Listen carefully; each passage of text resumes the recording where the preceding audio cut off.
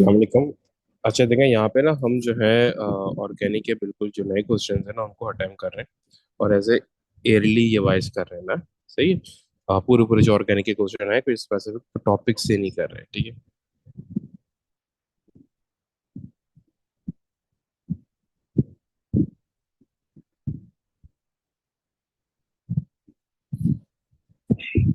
देखो यहाँ पे बोला है कि hydrocarbon molecules contain covalent bond, define the term covalent bond का मतलब क्या है, ठीक है। इसको बोलते हैं electrostatic attraction between the nuclei of two atoms and shared pair of electron. क्या? Electrostatic attraction, electrostatic attraction. ये वाली डेफिनेशन कुछ स्टूडेंट्स को वो नहीं लगेगी क्योंकि ये भी इलेक्ट्रोस्टैटिक अट्रैक्शन ही होती है, ठीक है। Electrostatic attraction between nuclei of two atoms and shared pair of electron. सही। फिर उसके बाद है C double bond C bond is an alkane is made from sigma and pi bond. Identify the hybridization of the carbon atoms in C double bond C in an alkene. पहली बात है sp2 hybridisation है क्योंकि Cc में क्या आ रहा है, double bond आ रहा है ना, तो sp2 हाइब्रिडाइजेशन है, ठीक है। तो इसके बाद बोले draw a level diagram to show that in terms of orbital overlap how the pi and sorry sigma and the pi bonds are made in C double bond C pi bond और sigma bond. Sigma bond यूं होता है, ठीक है, ये यूं करके overlap करता है, ठीक है। तो सही तरीके से बना देता हूँ। और sigma bond sorry pi bond यूं करके ओवरलैप करते हैं एक दूसरे को, ठीक है। एक मिनट, इस तरीके से बाद बोले electrophilic reaction involving alkenes the pi bond and the sigma bond broken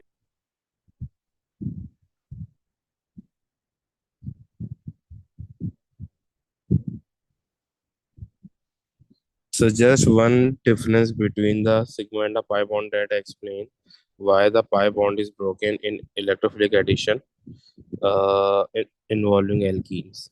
देखो यहाँ पे हमें क्या बोल रहा है कि suggest one difference between pi and sigma bond that explain why pi bond is broken in electrophilic addition in alkene के pi bond क्यों टूटता है, ठीक है।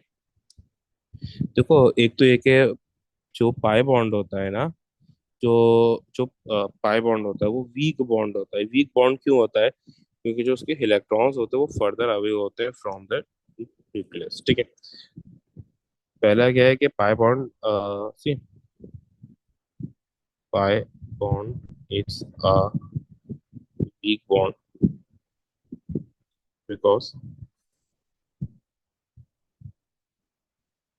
It's pair of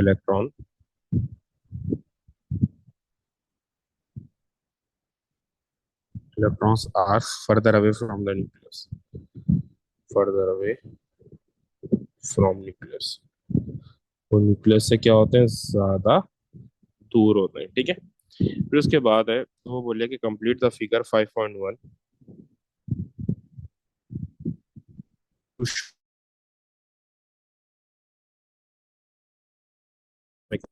electrophilic addition of hydrogen bromide to 2-methyl propane to produce a major organic product include charges dipoles lone pairs of electron कर लिया arrows as appropriate। हमें बस ये क्या करना है, इलेक्ट्रोफिलिक एडिशन का मैकेनिज्म को दिखाना है, ठीक है। देखो सबसे पहले तो डायपोल्स बनाएंगे, ठीक है, यानी partial charges, partial positive partial पर नेगेटिव, ठीक है। और ठीक है, उसके बाद क्या होगा यहाँ पे हम दिखाएंगे कि भाई ये इसके साथ शेयर कर रहा है तो ये जो ब्रोमीन है ये दोनों शेड पेड इलेक्ट्रॉन लेके अलग, तुम्हारे पास यूं आ जाएगा CH3, तो ये C सिंगल बॉन्ड ऊपर CH3 आ गया, यहाँ पे भी CH3 आ गया, तो यहाँ पे क्या आ गया?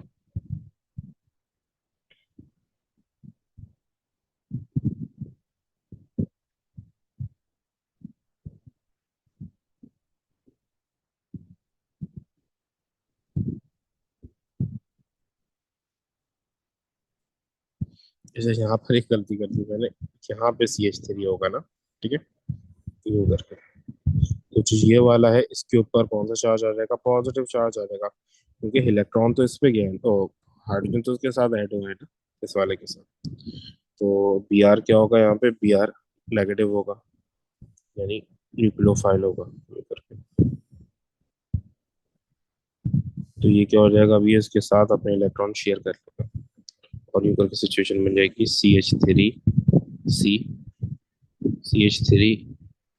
CH3 और Br। इस तरीके से ये मेरे पास बन जाएगा, ठीक है। फिर उसके बाद इसी का नेक्स्ट क्वेश्चन है कि भाई V shows stereo isomer, explain what is meant by the term stereoisomer। Stereoisomer का मतलब स्टीरियो आइसोमर होता है that has same structure, that has same structural and molecular formula but with a different arrangement of atom, यानी कि जिसका structure और molecular formula same हो but different arrangement of atoms की। Same molecular and structural formula MF or SF with different arrangement of atoms,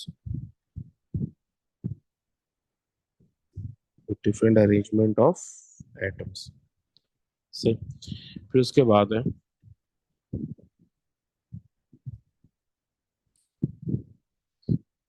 reduce the number of stereoisomers of V, explain your answer।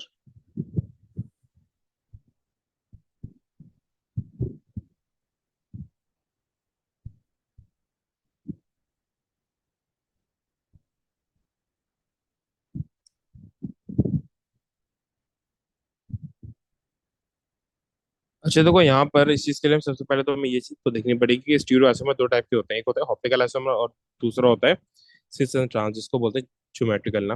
देखो अब geometrical तो यहाँ पे वो दो होंगे, क्यों? क्योंकि यहाँ पे C डबल बॉन्ड C है ना, तो दो ज्योमेट्रिकल आइसोमर्स होंगे, ठीक है। तो यहाँ पे दो तो ये हो गए। उसके बाद हमें तो देखना है कि ये इसमें कार्बन कार्बन कितने हैं, ठीक है। जैसे कि फर्ज करो जितने कैरल पर कार्बन होंगे उसी का फिर हमारे पास वो बनता है ना, जैसे एक कैरल पर कार्बन है तो उसकी दो मिरर इमेज बनती है, तो दो आइसोमर बनते हैं, ठीक है। जैसे फर्स्ट करो मेरे पास यहाँ पर सबसे पहले देंगे ये कैरल पर कार्बन कितने हैं। यहाँ पे कैरल पर कार्बन नहीं है, CH3 है। यहाँ पे डबल बॉन्ड है, यहाँ पे भी नहीं होगा। यहाँ पे CH2 है, यहाँ पे भी कैरल कार्बन नहीं होगा। इसी तरीके से यहाँ से देखते हैं, यहाँ पे CH3 है, कैरल कार्बन नहीं, CH2 है, कैरल कार्बन नहीं, डबल बॉन्ड कैरल कार्बन नहीं। यहाँ पर CH2 है, ये भी कैरल कार्बन, ठीक है। अब अगर कोई कैरल कार्बन है तो इसी वो रिंग के अंदर होगा, यानी जो साइक्लिक के ऊपर पार्ट है इसके अंदर होगा, ठीक है। ये वाला भी नहीं है। अब जरा वो रिंग के अंदर देखते हैं। अगर ये दोनों देखो ना, तो ये दोनों कैरल कार्बन है, क्यों? क्योंकि ये इस तरीके से ये कनेक्टेड है ना, C, ठीक है। यहाँ पे ये CH2 से कनेक्टेड है, ये C डबल बॉन्ड O। और यहाँ पर ये अगेन C से कनेक्ट, ये भी C से कनेक्ट, और बाकी जो वैलेंसी बची वो H से कनेक्ट होगी, ठीक है। तो अगर आप इन दोनों को देखो तो ये दोनों यहाँ पर कैरल कार्बन है, क्योंकि इनके चारों वैलेंसीज क्या हैं? बिल्कुल डिफरेंट है। All the four valencies are different, so these two are the chiral carbon. अच्छा देखो, अब कैरल तो कार्बन है, एक कैरल कार्बन दो, एक मिरर, एक तो यानी कि मिरर इमेज बनाता है ना, यानी एक कैरल कार्बन जो है उसका ऑप्टिकल आइसोमर बनेगा, तो उसकी दो इमेजेस होंगी, ठीक है। और हर एक में दो ज्योमेट्रिकल आइसोमर होंगे, ठीक है। दो यहाँ पे ये कैरल कार्बन है ना, दो, इस चीज को समझना, ठीक है। दो कैरल कार्बन है, दो, और हर कैरल कार्बन में, ठीक है, एक तो ये हो गए, तो ये इमेजेस कितनी हो गई? चार इसके आइसोमर्स हो गए, ठीक है। चार आइसोमर्स हो गए, ठीक है। क्योंकि एक कैरल कार्बन दो आइसोमर को बनाता है ना, तो दो कैरल कार्बन चार आइसोमर बनाएंगे। लेकिन क्या है, हर आइसोमर में ना ट्रांसफर आ रहा है, तो हर आइसोमर का ट्रांसफर भी होगा। तो मल्टीप्लाई बाय टू कर दो तो टोटल आइसोमर कितने हो गए? 8। फिर से एक्सप्लेन कर रहा हूँ, टोटल चार कैरल वो कार्बन है आपके पास, ठीक है। टोटल सॉरी, दो कारिल कार्बन है आपके पास, उन दो कारिल कार्बन में से सही है, एक कारिल कार्बन दो आइसोमर को बनाता है। ठीक है, तो दो कारिल कार्बन कितने बनाएंगे, चार आइसोमर। और हर आइसोमर में क्या है, डबल बॉन्ड आ रहा है, तो ट्रांसफर प्रोसेस है। ठीक है, ज्योमेट्रिकल आइसोमर भी है। तो 4 × 2 कर दो तो ये टोटल 8 स्टीरियो आइसोमर्स हो गए। ठीक है, 8। और एक्सप्लेन कर दो, तो रीजनिंग कर दो। ठीक है, कारिल कार्बन कितने, 2। तो 4 ऑप्टिकल आइसोमर होंगे। और ईच ऑप्टिकल आइसोमर हैज ट्रांसेंसिस। तो हर ऑप्टिकल आइसोमर ट्रांसेंसिस को बनाएगा। ठीक है। अच्छा देखो, फिर उसके बाद है कि deduce the molecular formula of V. वो बोले कि वी का मॉलिक्यूलर फॉर्मूला डिड्यूस करो, क्या होगा, deduce the molecular formula of V. V का मॉलिक्यूलर फॉर्मूला, अब ये तो जाहिर सी बात है मुझे कैलकुलेट करना पड़ेगा। ठीक है, इन चीजों में जो इस स्टूडेंट को टाइम को लग जाता है। ठीक है,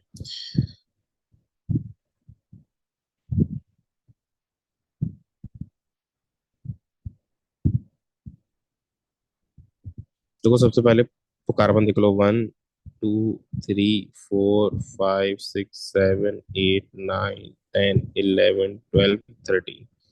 C13 हो गया। फिर आप इसको पूरे को सब कर दो हाइड्रोजन के। हाइड्रोजन कितने, CH3 3 यहाँ पर है, यहाँ पे कुछ भी नहीं है, दो यहाँ पर है, एक यहाँ पे।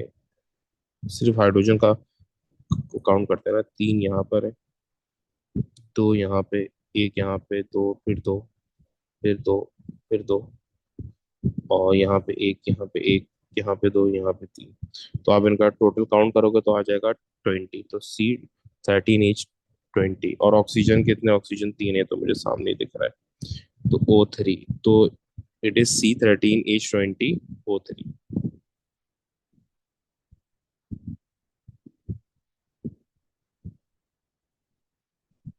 C13H20O3। फिर उसके बाद बोले हैं name all the functional group present in V. कौन कौन से फंक्शनल ग्रुप वी में प्रेजेंट है। ठीक है, इसके लिए फिर हमें इलाज करना पड़ेगा। ठीक है, ऐसे क्वेश्चन ना, इनकी प्रैक्टिस कर लो तो इनमें मार्क्स बड़ी आसानी से आ जाते हैं। स्टूडेंट के वैसे वो मुश्किल लगते हैं, बट ये मार्क्स के लिए आसान होता है। देखो, एक तो ये मेरे पास एस्टर हो गया पूरा, ये पूरा मेरे पास एस्टर है, एक एस्टर हो गया, ये एस्टर है। ठीक है, ये सी डबल बॉन्ड ओ है, और ये वो कार्बन नेक्स्ट दो कार्बन से कनेक्टेड है, तो ये कीटोन हो गया। ये क्या हो गया, कीटोन हो गया। और ये मेरे पास सी डबल बॉन्ड सी है, तो ये एल्कीन हो गया। तो यहाँ पे तीन फंक्शन ग्रुप आ रहे हैं, एस्टर, कीटोन और एल्कीन।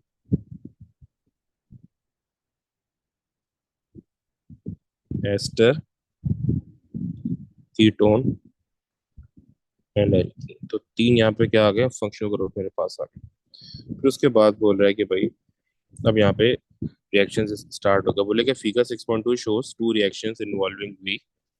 अब देखो यहाँ पे फर्स्ट में क्या हो रहा है, मैं देखो पहले देखते हैं रिएक्शन वन को ना। देखो यहाँ पर मेरे पास क्या हो रहा है, सबसे पहले देखना है क्या चीज चेंज हो रही है, क्या चीज चेंज नहीं हो रही, इस तरीके से हमें चेक करना है।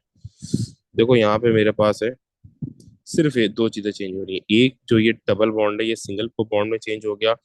और जो मेरा यहाँ sorry, C double bond O है, वो ओ एच में चेंज हो गया। सेकंड क्या चेंज हुआ है, जो डबल बॉन्ड था वो सिंगल बॉन्ड में चेंज हो गया। ठीक है, तो ये क्या हो रहा है, देखो यहाँ पे जो मेरा कीटोन है, जो कीटोन था वो अल्कोहल में चेंज हो गया। तो कीटोन से अल्कोहल क्या होती है, रिडक्शन होती है। और यहाँ जो मेरा एल्कीन था वो एल्केन में चेंज हो गया। तो ये क्या बता रहा है कि ये रिडक्शन हो रही है। क्या हो रही है, रिडक्शन हो रही है। और ये किसके जरिए हो रही है, इसको हम कर रहे हैं NaBH4 के जरिए, क्योंकि कीटोन से ये अल्कोहल बन रहा है ना, तो ये NaBH4 के जरिए हो रही है। ठीक है, अगर खाली एल्कीन से एल्केन करना होता तो हम निकल या प्लेटिनम भी कर सकते थे जैसे। अच्छा, अब आ जाओ रिएक्शन टू की तरफ। रिएक्शन टू में क्या हो रहा है, आपने चेंजेस अगर देखनी है तो कीटोन की जगह अल्कोहल तो आ ही रहा है। ठीक है,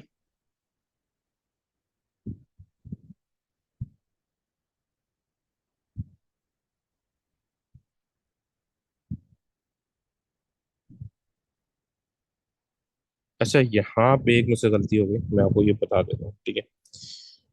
हाँ, यहाँ पे मैं अच्छा, यहाँ पर NaBH4 भी यूज कर रहा हूँ, उसके साथ निकल और प्लेटिनम भी यूज कर रहा हूँ, क्योंकि मैंने एक बात यहाँ पे गलत बोल दी थी। जो NaBH4 है वो कीटोन के लिए यूज होता है, और जो निकल प्लेटिनम है वो एल्कीन के लिए यूज होते हैं। NaBH4 आप एल्कीन के लिए यूज नहीं कर सकते, C डबल बॉन्ड C के लिए यूज नहीं कर सकते, ठीक है। मेरे ख्याल से मैंने ये बात बोल दी थी, ठीक है। तो वो करेक्ट कर रहा हूँ। अच्छा, यहाँ पे क्या चेंज हो रहा है, साथ साथ आपके ये जो कीटोन है ये सेकेंडरी एल्कीन में चेंज हो रहा है, ठीक है। तो ये आपका वही रिडक्शन हो गया, ये सेकेंडरी अल्कोहल है। पीछे भी सेकेंडरी अल्कोहल था, बट एल्कीन अपनी जगह पे स्टिल है, ये चेंज नहीं हो रहा। तो यहाँ पे आप सिर्फ क्या यूज कर रहे हो, NaBH4 यूज कर रहे हो एज अ रिएजेंट, ठीक है। तो यहाँ पे आप लिख दोगे। यहाँ पे अब क्वेश्चन क्या है आपके पास, ये पहले एक्सप्लेन इसलिए कर दिया ताकि आगे आसानी हो। Identify the role of a reagent for each functional group that react in reaction one.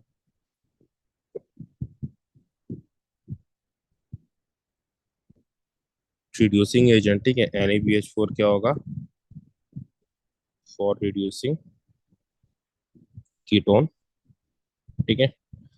और निकल या प्लेटिनम फॉर रिड्यूसिंग एल्कीन, ठीक है। फिर उसके बाद पार्ट 3 में, 2 में बोला suggest the identity of reagent U in reaction two. ये तो मैंने यहाँ पे लिख ही दिया है ना कि NaBH4 यूज हो रहा है।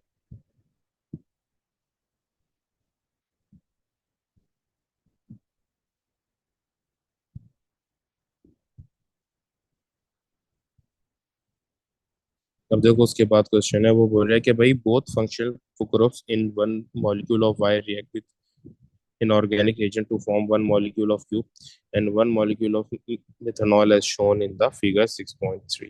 वो बोल रहा है कि जो दोनों फंक्शनल ग्रुप आ रहे हैं ना इन मॉलिक्यूल ऑफ वाई, तो ये क्या है। अच्छा, अब यहाँ पे एक तो कीटोन है और एक आपका एस्टर है, ठीक है। ये कीटोन है और ये एस्टर है। डबल बॉन्ड हट गया। अब वो बोल रहा है कि ये दोनों किसी इनऑर्गेनिक रिएजेंट से रिएक्ट कर रहे हैं, और ये क्या बना रहे हैं, ये बना रहे हैं मेरे पास क्यू बन रहा है और यहाँ पे CH3OH बन रहा है, ठीक है। अब वो क्वेश्चन क्या है, देखो। अब यहाँ पे ना, अब मैं ये बेसिकली हो क्या रहा है, यहाँ पर इसकी हाइड्रोलिसिस हो रही है, किसकी, एस्टर की, ठीक है। एस्टर की हाइड्रोलिसिस हो रही है। वैसे तो उसने नहीं ये पूछा है, लेकिन तब भी मैं आपको एक अ, खैर वो आगे वो कुछ ना कुछ इसका ये पूछ ही लेगा, तो बेटर है कि यहीं पे बता दो ना। देखो, ये एस्टर की हाइड्रोलिसिस हो रही है। यहाँ पे क्या बन रहा है, CH3OH बन रहा है। यहाँ देखो ना, एक क्या बन रहा है, CH3OH मिथेनॉल बन रहा है। तो ये कब बनता है, जैसे मेरे पास एस्टर हो ना, एस्टर के एक एंड पर ऑक्सीजन के साथ CH3 कनेक्टेड हो, ठीक है। पीछे ये हार हो। तो ये CH3 वो कब बनता है, ये मतलब मिथेनॉल कब बनता है, जब यहाँ पर OCH3 हो, यानी कि जो ऑक्सीजन है उसके साथ CH3 हो, तो यहाँ पे मिथेनॉल को बन जाता है, ठीक है। तो अब क्या होगा, ये वाला पार्ट अभी यहाँ से इसकी हाइड्रोलिसिस होगी, यहाँ से टूटेगा।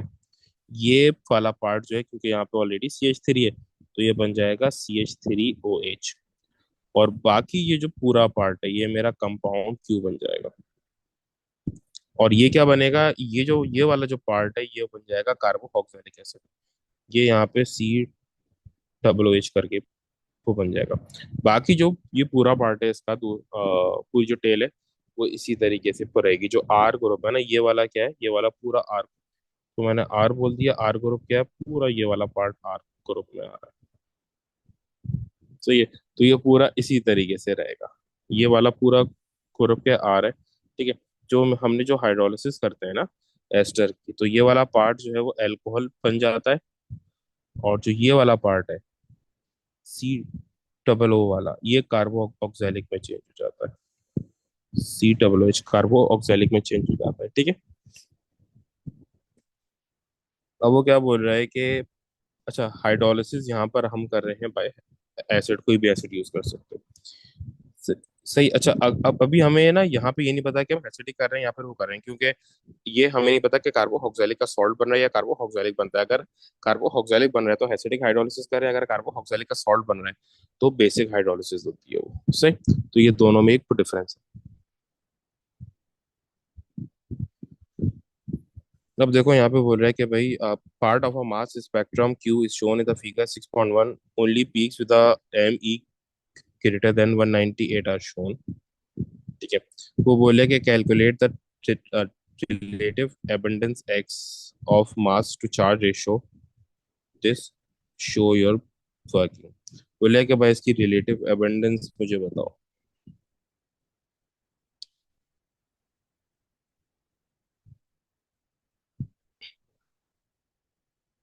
अच्छा देखो यहाँ पे जो हमारे पास क्वेश्चन है ना, वो क्या है, देखो जब भी दो कंसेक्यूटिव पीस बनती है, जैसे एक पीक है हमारी 200 पे और दूसरी बन रही है 201 पे, तो ये m और m+1 पीक है, तो हमेशा ये कार्बन 12 और कार्बन 13 की होती है। हमेशा किसकी होती है? ये कार्बन 12 और कार्बन 13 की होती है। तो अब वो बोल रहा है कि भाई इसका अगर मास टू चार्ज रेशो 100 है तो बताओ इसका क्या होगा। तो हम ये फाइंड आउट कैसे करेंगे? देखो, सबसे पहले तो हम यहाँ पे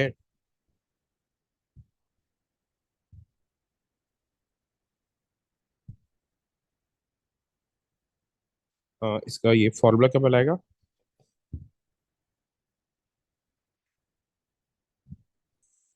अच्छा, ये फॉर्मूला होता क्या है, ये किस तरीके से होता है? जो हमारे पास ये फॉर्मूला बनता है 100, यानी कि ये वाली पीक कार्बन 13 की है और ये पीक कार्बन 12 की है। तो हमें असल में उससे हैबंडेंस पूछिए ना। तो यहाँ पे फॉर्मूला बनता है N number of carbon is equals to 100 multiply by carbon 13 divided by 1.1 into abundance of carbon 12। अभी आप वो करते कैसे हो? आपको यहाँ पे नंबर ऑफ कार्बन्स पता होने चाहिए। ठीक है।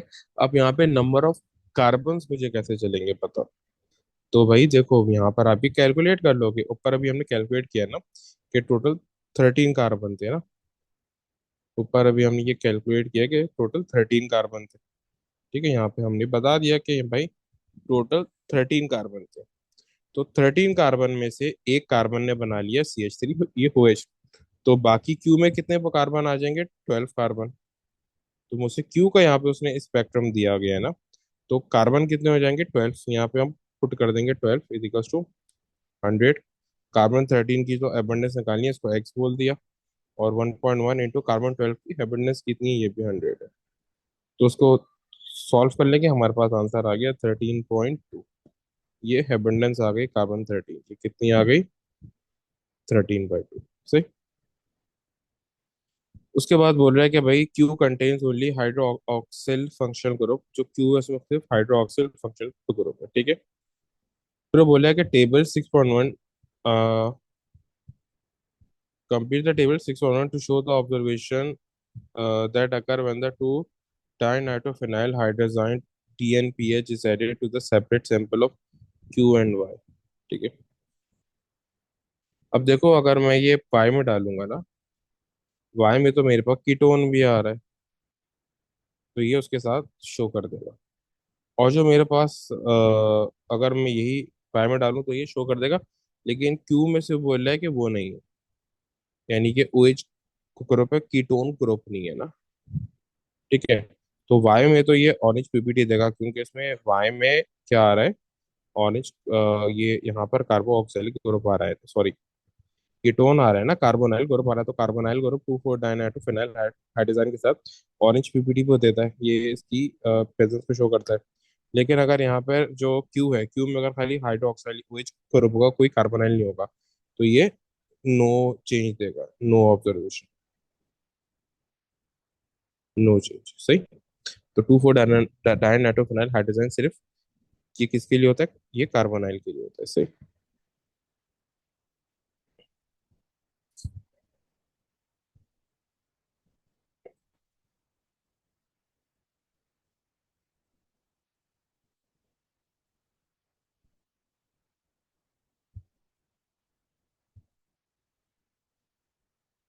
अच्छा देखो, उसके बाद तो ये वो बोल रहा है कि भाई ये तो मोल से क्वेश्चन है, ठीक है। वो बोले use the table 6.2 to describe and explain the two differences between the infrared spectrum spectra of Y and Q in the region above 1500 मानी कि 1500 सीएम से ऊपर आना, ये इंफ्रारेड स्पेक्ट्रोमीटर का क्वेश्चन है, ठीक है।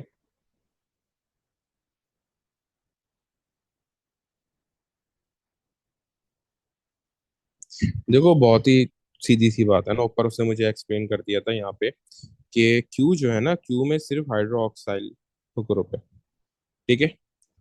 और जो वाई है उसमें C double bond O group भी है, ठीक है। तो यानी कि जो क्यू और वाई में जो मेजर डिफरेंसेस आ रहे हैं ना, क्यू और वाई में जो मेजर डिफरेंसेस आ रहे हैं, वाई में मेरे पास सी डबल बॉन्ड ओ भी है और ओ एच ग्रुप भी है। तो वाई में तो दोनों ऑब्जर्वेशन बनेगी, सी डबल बॉन्ड ओ वाली भी आएगी और ओ एच वाली भी बनेगी। लेकिन जो क्यू है उसने कहा है सिर्फ उसमें ओ एच है, तो उसमें सिर्फ वो ये ओ एच की पीक बनेगी, ठीक है। तो ये दोनों में डिफरेंस है, ठीक है। वाई में क्या होगा, वाई हैज,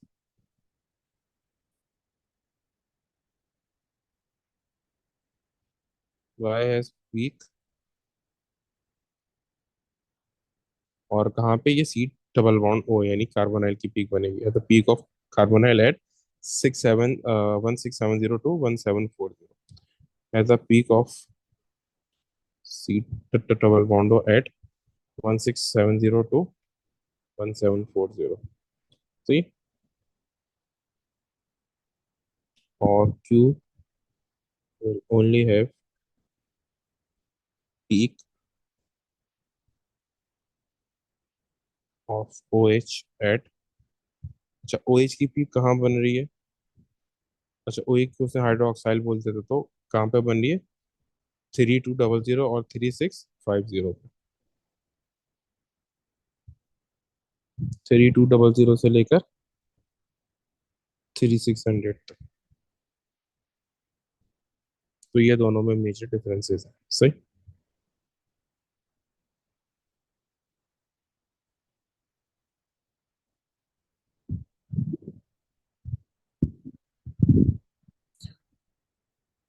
अब देखो यहाँ पे हमारे पास क्वेश्चन है, वो बोल रहा है कि भाई CH3 CH2 और 5 टाइम्स CH2 यानी 5 जो है वो कार्बन आ रहे हैं बीच में, CH Br CH3 exist as a pair of stereo. Draw the three-dimensional structure of the two stereoisomer of CH3, CH25, CHBr, CH3. R can be used to represent the term CH3, CH2, 5। तो ये उसने हमारे लिए आसानी कर दी, तो हम इसको इस तरीके से पहले चेंज कर लेते हैं। आर सी, एक एच आ रहा है, एक बी आर आ रहा है और एक CH3 आ रहा है। ये जो पूरी टर्म थी ना, ये CH3 CH2 5, उसने हमें कहा था कि आप इसको आर ले लो, तो हमने इसको आर बोल दिया, बाकी को हमने रिप्रेजेंट कर दिया, ठीक है। अच्छा इसको हम बनाएंगे कैसे, पहले यहाँ पे लिख लेते हैं सी, इसके एक्सेस बनाते हैं।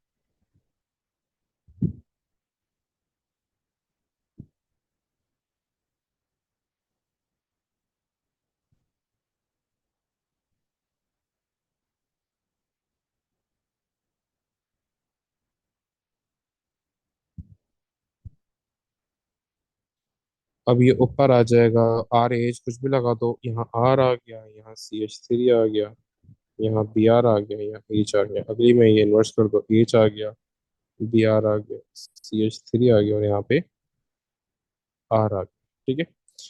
उसके बाद बोल रहा है कि भाई a sample of CH3 CH2 B R वही react with NaOH to make CH3 CH2 CHOH ना, यानी कि जो आपका बी आर है उसको क्योन रिप्लेस कर रहा है, उसको OH रिप्लेस कर रहा है ना, NaOH के साथ आप हेलो एल्केन से अल्कोहल बना रहे हो। इज एन SN1 मैकेनिज्म, यानी दो स्टेप्स में होता है। Complete the figure 4.1 to show the mechanism of the reaction, ठीक है, including the charges dipole lone pairs and the electron and the curly arrows as appropriate, ये सब मैंने बनाना है। तो देखो उसके लिए क्या है, सबसे पहले तो आपने यहाँ पे, आपने देखो पहले में तो कुछ भी नहीं आना, पहले में तो सिर्फ आपने बी आर का दिखाना है कि बी आर निकल रहा है ना। तो यहाँ पे आप एरोज दिखा दो, पार्शियल नेगेटिव, पार्शियल पॉजिटिव। अब पहले में आप दिखा रहे हो कि ये यहाँ से निकल रहा है, जो बी आर यहाँ से निकल है, क्योंकि ये ये सेकेंडरी है ना, ठीक है, उसने मुझे कहा हुआ है ऐसा, क्योंकि ये सेकेंडरी था तो उसमें SN1 SN2 दोनों हो सकते हैं, तो इसलिए उसने मुझे बोल दिया कि SN1 से हो रहा है। अगर वो टर्शरी होता तो खाली SN1 से होता, और प्राइमरी होता तो खाली SN2 से होता। अब जब इसमें BR रहते न्यूक्लियोफाइल वो निकल जाएगा, और जो बीच का कार्बन है वो ऐसे इलेक्ट्रोफाइल की तरह उठ जाएगा, तो इस तरीके से मेरे पास आ जाएगा।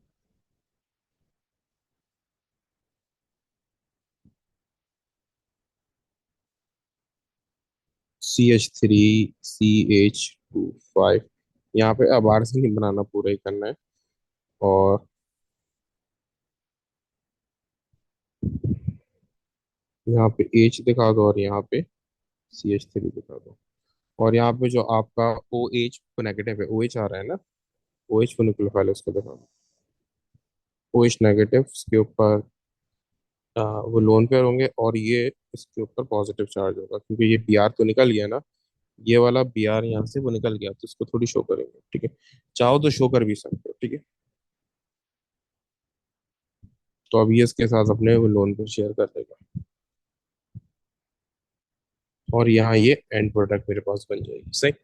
अच्छा देखो, फिर उसके बाद है वो बोले कि भाई separate samples of CH3 CH2 5 CH BR CH3 and this are tested with a different reagent. अब देखो इन तीनों में डिफरेंसेस क्या है। यहाँ पे BR आ रहा है, ये हेलो एल्केन है। यहाँ पर OH आ रही है, एल्कोहल है, और ये सेकेंडरी एल्कोहल है। और यहाँ पर ऐसा कुछ नहीं आ रहा, और ये डबल बॉन्ड है, क्योंकि एंड में CH2 आ रहा है, तो ये इस तरीके से RCH और डबल बॉन्ड CH2, तो ये एल्कीन है, ठीक है। तो एक मेरे पास क्या है, एक मेरे पास एल्कोहल है, देन मेरे पास, ओ सॉरी, सबसे पहला हेलो एल्केन है, देन एल्कोहल है, देन एल। वो बोल रहा है कि complete the table 4.1 if no reaction occurs write X on the element box. अगर मैं BR2 इन डार्क के साथ रिएक्शन कर लूँ ना, तो जो ये ब्रोमीन है इसके साथ तो कुछ भी नहीं होगा, क्योंकि BR के साथ कोई रिएक्शन वो करेगा ही नहीं।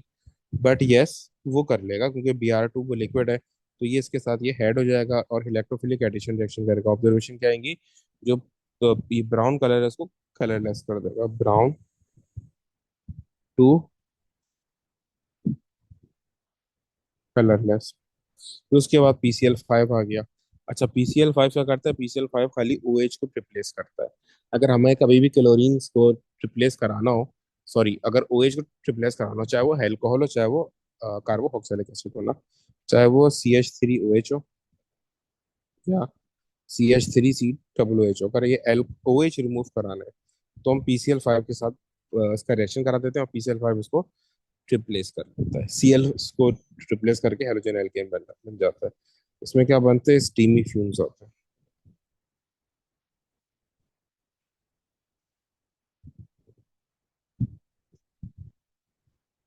और ये तो जाहिर सी बात है नहीं करेगा।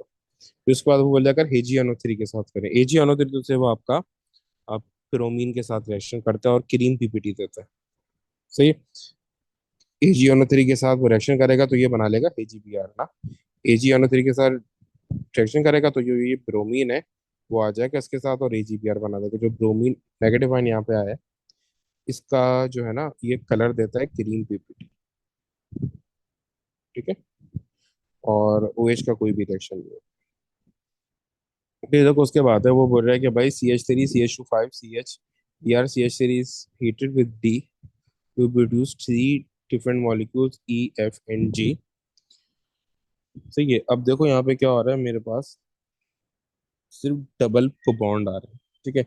यानी क्या हो रहा है, एलिमिनेशन हो रही है, और एलिमिनेशन हो रही है, और एलिमिनेशन ये किसके जरिए हो रही है, ये NaOH इन इथेनॉल के जरिए हो रही है, सही है। जब भी आपके पास जब भी हेलो अल्केन से एल्कीन बनता है ना, ये आपके पास हेलो अल्केन है ना, ठीक है, ये BR है, हेलो अल्केन है, इससे एल्कीन बन रहा है, डबल बॉन्ड आ रहा है, एल्कीन बन रहा है, तो इसको बोलते हैं एलिमिनेशन रिएक्शन। और उसमें क्या यूज होता है, उसमें यूज होता है NaOH इन इथेनॉल, यानी सॉल्वेंट में यूज करते हैं। अगर आप यही हेलो अल्केन का रिएक्शन NaOH एक बस के साथ करोगे तो अल्कोहल बन जाएगा, लेकिन आप NaOH इन इथेनॉल के साथ करोगे तो आपका एल्कीन बनने का टाइप ऑफ रिएक्शन है elimination reaction.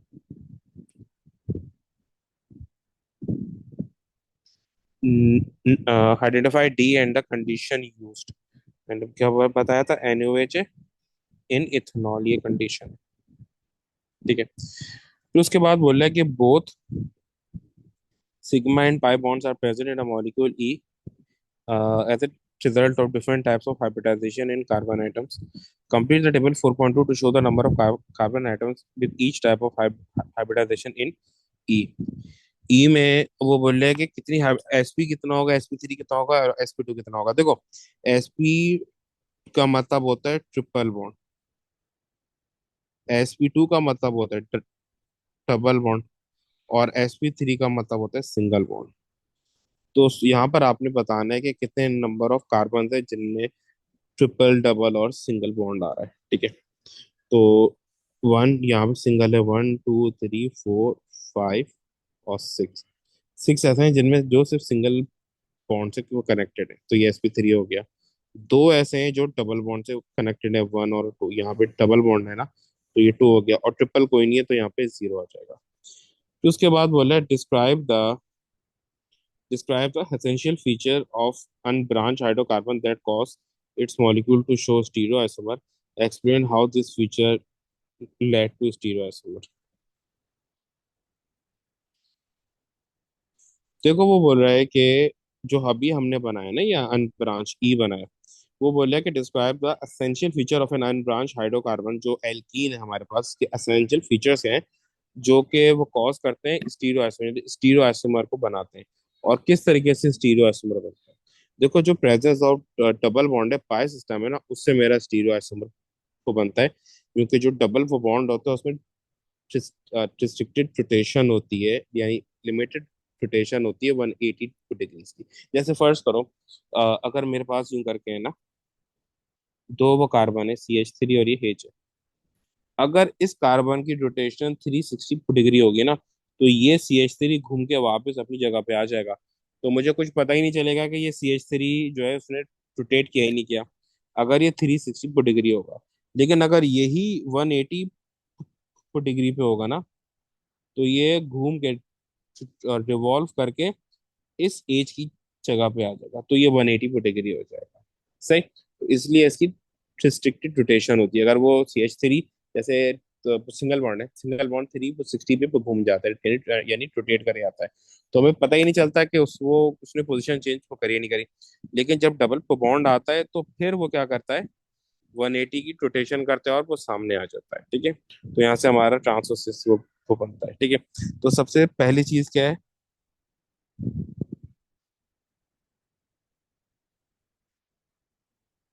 presence of pi bond is essential because C double bond C या pi bond has limited rotation। 3 mark का है, वैसे 2 मार्क का है, 3 मार्क का दे दिया। Rotation of 180 degree. ठीक है, ये 2 मार्क के लिए, और आखिरी मार्क के लिए उसने कहा ना, explain how this feature leads to stereoisomer. ठीक है, अच्छा, उसके लिए क्या होता है, ये हमने बता दिया कि अच्छा, ये हमने यहाँ पे एक्सप्लेन कर दिया था ना, कि क्योंकि 180 रोटेशन होती है, क्यों 180 डिग्री की रोटेशन होती है, तो ये इस तरीके से जो है, ये इसका आंसर है कि explain how this feature leads to stereoisomer, क्योंकि जो रोटेशन होती है वो 180 डिग्री की होती है। तो मेरा एक तो ये कि डबल बॉन्ड होना चाहिए, दूसरा एक असेंशियल चीज क्या है इसमें, कि दोनों डबल बॉन्डेड कार्बन है ना, जैसे ये डबल बॉन्डेड वो कार्बन है, तो इन दोनों वो कार्बन से ग्रुप डिफरेंट होना चाहिए। ऐसा नहीं है कि दोनों पे एच आ जाए। अगर फर्ज करो दोनों पे एच आ जाए, तो दोनों अगर रिवॉल्व करके एक दूसरे की ये जगह पे भी आ जाएंगे, रोटेट करके, तो हमें कुछ पता नहीं चलेगा, क्योंकि दोनों एच है। अब दोनों ने अपनी पोजीशन चेंज करी है या नहीं करी, हम नहीं बता सकते, क्योंकि दोनों सेम है। Two different groups on each double bonded carbon.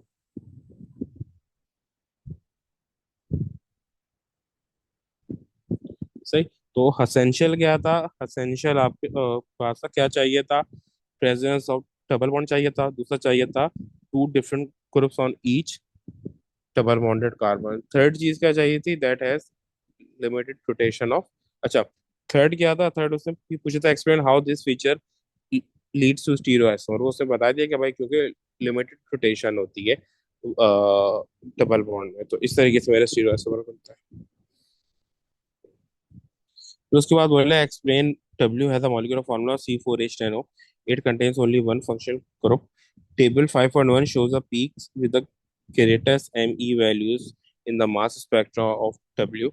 अब उसने कहा है कि भाई इसकी एबंडेंस 54 की इतनी है, सॉरी 74 की, और इसकी इतनी है। ये वही क्वेश्चन आ गया ना, कुछ भी डिफरेंस नहीं है, ठीक है।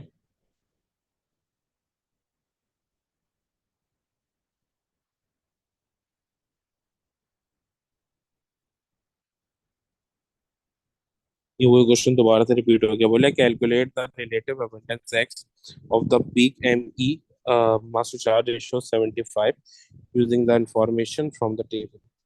वही होगा n is equals to 100 C13 divided by 1.1 into C, ठीक है।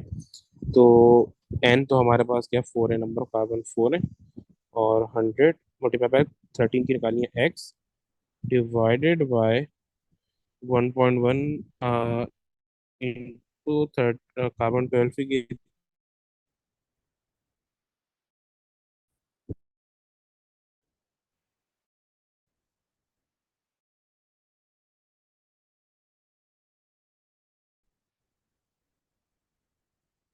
ठीक है, अब इसका हम आंसर निकालेंगे हेक्स का।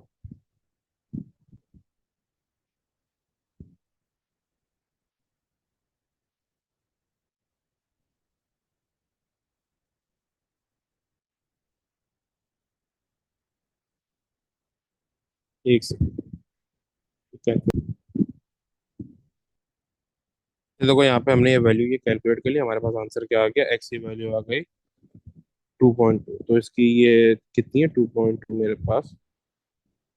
उसके बाद बोले the mass spectrum of W was peak at mass to charge ratio, से ये इतने पे पीक शो कर रहा है, मास टू चार्ज रेशो 29 और 59 पे।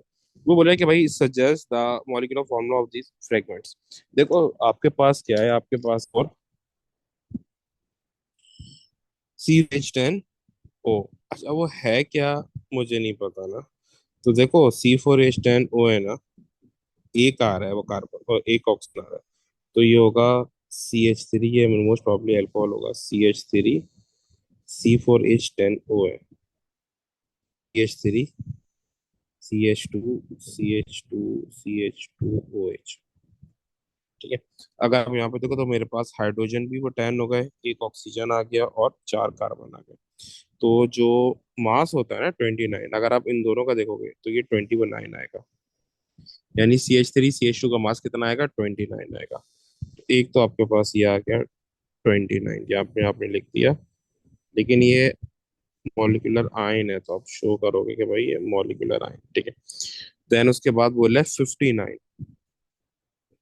29 के बाद 59, तो आप इन तीनों को जो शुरू के चार कार्बन है इनका कंपेयर कर लो ना, ठीक है। 29, सॉरी, हाँ 29 प्लस इन चारों का आ रहा है 57, इन चारों का अपने मास देखे, इन चारों का आ रहा है 57, इसका इसका इसका कंबाइन, तो ये तो नहीं हो सकता, ठीक है। फिर आप पीछे हो गए, देखो इसका मास कितना है, इसकी तरफ आते हैं। OH का मास कितना है, OH का मास 16 प्लस 1 17।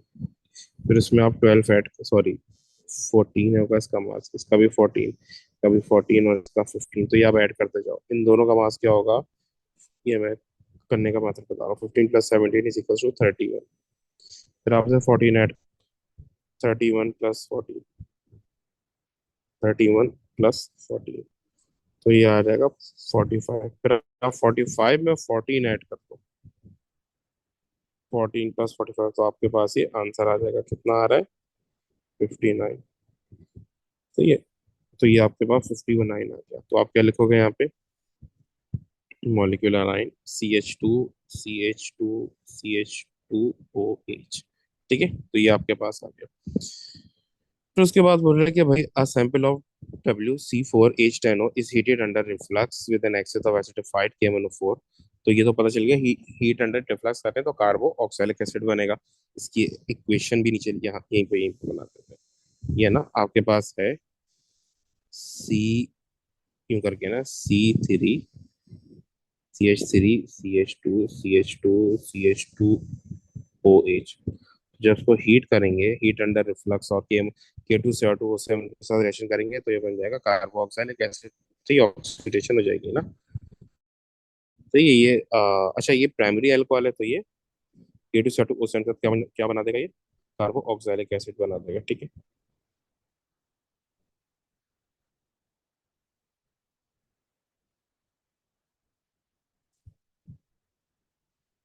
C OH। ठीक है, अब वो बोल रहा है until no further reaction कार्बो oxalic है कुछ भी नहीं बनता, only one organic product x is present in the mixture at the end of reaction. Figure 5.1 shows the spectrum of W, W का स्पेक्ट्रम शो कर रहा है। तो देखो ये वाला जो स्पेक्ट्रम होता है ना 3000 के पास, ये ओ एच होता है, ओ सॉरी ये सी एच का होता है। ठीक है, और ये जो होता है ये अल्कोहल का होता है, ये होता है ओ एच ऑफ अल्कोहल। और अगर यहाँ पर इस तरीके से एक बड़ी सी पीक बन जाती यूं करके इतनी बड़ी, तो ये मेरे पास होती कार्बोक्सिलिक। ठीक है, अब वो बोले figure 5.2 shows infrared spectrum x. अब यहाँ पे दो आ रहे हैं, ठीक है, एक 3000 पे आ रहा है,